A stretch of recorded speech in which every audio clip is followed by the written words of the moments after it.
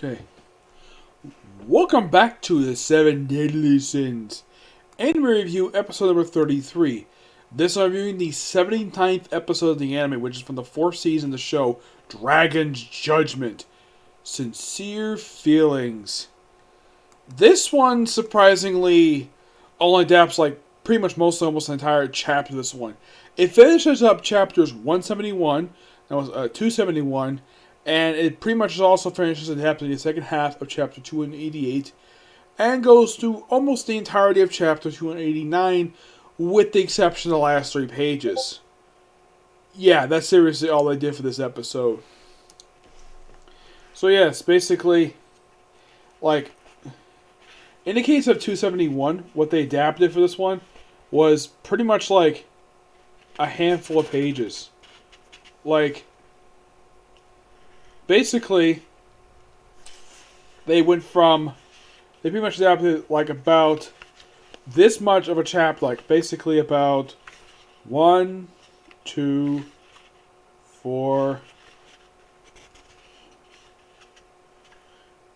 Yeah, basically the 9 of the last 10 pages of chapter 271. Well, in the case of 288, it's the second half of the chapter plus the entirety of chapter 289. Now, pretty much, there's a little bit set in purgatory in this one. Because it starts out this. We have Melios, Bond, and Wild reaching a cliff, where, by the way, the anime does not get to the actual ending of the chapter. Yet, for some reason, they decided not to adapt that page for some reason. I'm not sure why. Maybe that for next week, who knows. So, they pretty much get there, and they talk about Zedros. They confirm that Zedros is, in fact, Melis talks about the fact that, he has 2 younger brothers, Zedros and Esterosa. Though the thing with Esterosa is, there is something really weird about him, and I'm not going to explain it here. I'll explain it later when the anime gets to it. So they get to the cliff, and they explain Delios' deal. They explain in a flashback that he felt... Now, apparently, like Meliodas, he falls in love with a beautiful blonde woman and loves it whenever they have their face buried in their chest. And Zedros apparently... this is actually poked fun by Meliodas later on. Zedros, are you a breast man? Because he sees him basically, we read out to Glinda later on after this, where he's buried, and he basically puts his face in Glinda's chest. Kind of like how Meliodas does the same thing with Elizabeth, though he doesn't basically pull up her skirt or anything. He's not much of a pervert per se, he just basically likes hanging out with her. And then later on he's seen talking to his father, the Demon King, who, in case you're curious though, do they show, how does he look in the anime? Well, this technically is his first appearance in the actual anime itself, because he's been mentioned a few times. You see brief images of his face, but a full-on appearance? No, that's something new for the anime. So, he's informed that the vampires have betrayed him. Well, betrayed his demons per se. Even though, partnered by Zedros, the vampire clan has served our demons for years. Why would they betray us? Sure, there must be a reason, and the demon becomes shut up, just kill him anyways. They must pay for betraying me. That's kind of what he's afraid. That's my paraphrasing it. So what does he do? Does he kill them? No, he just takes the king. He takes the king of the demon clan and his servants, have all sealed, including his leader, including Glinda. And he promises her that he'll be back for her.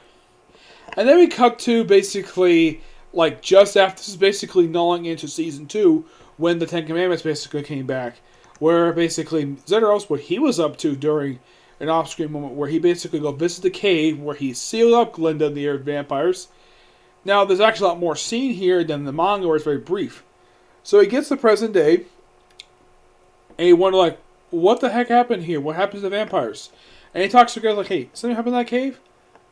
And he's oh yeah, 12 years ago, a group of knights basically took out a group of resurrected vampires. Basically, what he's mentioning is the story Vampires of Edinburgh. Yeah, that story, which was referenced here.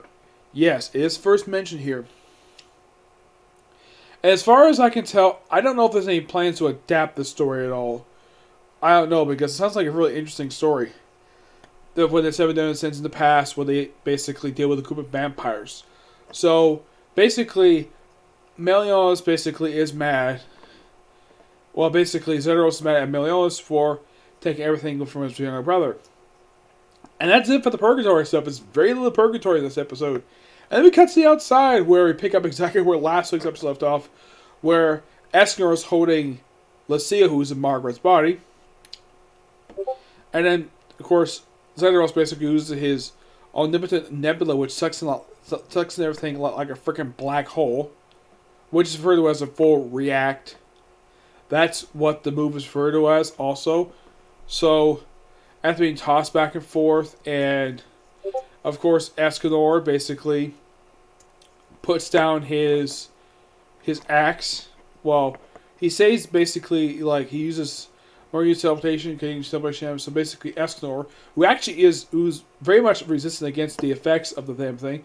So eventually, he takes time to grab Gil Thunder, Henderson, and Merlin.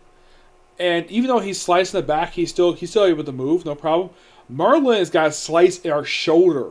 Yes, our shoulder got sliced.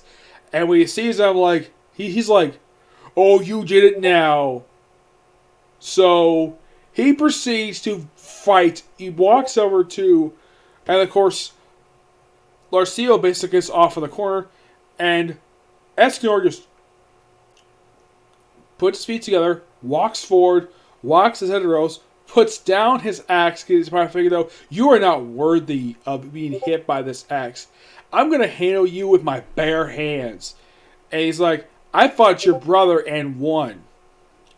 And Zedros is like, "He must not be taking the fight seriously if he lost to you, a mere human."